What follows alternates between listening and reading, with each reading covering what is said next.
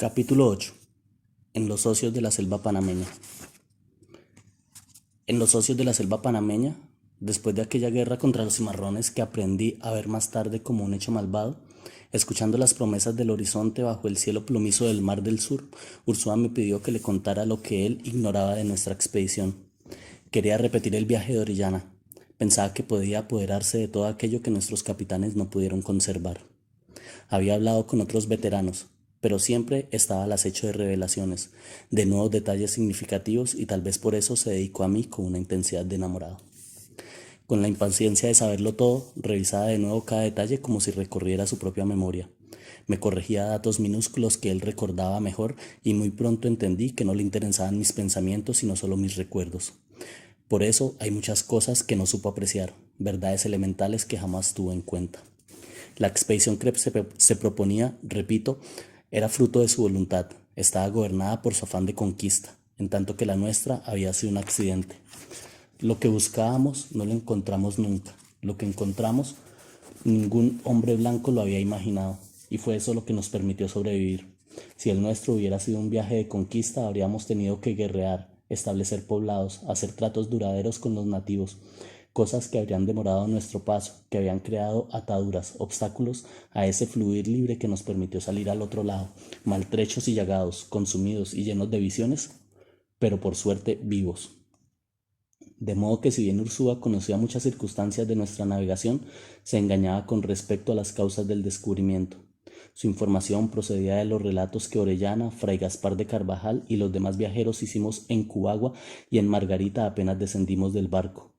Y esos relatos, sin ponernos de acuerdo, contábamos el recorrido por la selva y el río con mucho detalle, para mejor silenciar lo acontecido en los primeros meses del viaje. Los hechos eran vistosos, los episodios tremendos. Nadie podía sospechar que callábamos algo que nos atormentaba en secreto. Llegó por fin el día en que me dijo, con su habitual entusiasmo y como si se tratara de un premio, que tenía un lugar para mí en su expedición para conquistar a las Amazonas. Estaba seguro de que mi presencia le sería muy útil. Un solo viaje por el río, le respondí, basta para envenenar una vida. La mía ya tuvo bastante con las angustias de aquel tiempo. Nadie sabe cuánto me costó dejar de sentirme cautivo de una telaraña. La selva sigue pegada a la piel, aunque uno ya esté lejos. La fuerza del río sigue presente cuando hemos sido su juguete por tantos meses.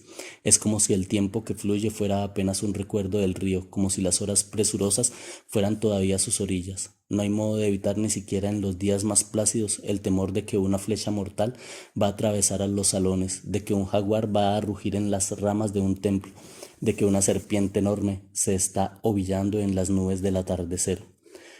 Fuiste capaz de enfrentar todo eso a los 20 años sin conocerlo, me respondió. No te puedes acobardar a las 40 un viaje que ya hiciste. Olvidas, le dije, que no íbamos buscando ni la selva ni el río. Los encontramos sin buscarlos, ni siquiera tomamos la iniciativa de recorrerlos. El río se impuso.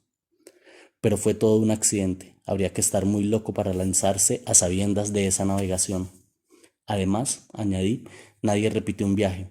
Así fuéramos los mismos hombres que nos embarcáramos en el mismo bergantín, todo sería distinto. En semejante selva y en semejante río, cada viaje despertará una locura distinta. Y esto demuestra que, sin saberlo, yo presentía todo, pero es que el sentido verdadero de las palabras que pronunciamos solo se nos revela muy tarde, cuando la realidad no las confirma. Lo entretuve un día entero con mi relato del viaje de 15 años atrás en busca del país de la canela. Él escuchaba atento. Cualquier dato podía ser invaluable, y aunque estaba ansioso por interrumpirme para buscar precisiones, permitió que el relato fluyera por miedo a que las pausas pudieran malograr mi memoria. Yo nunca había narrado completa esa experiencia porque me resistía a recordar las minucias de un viaje miserable.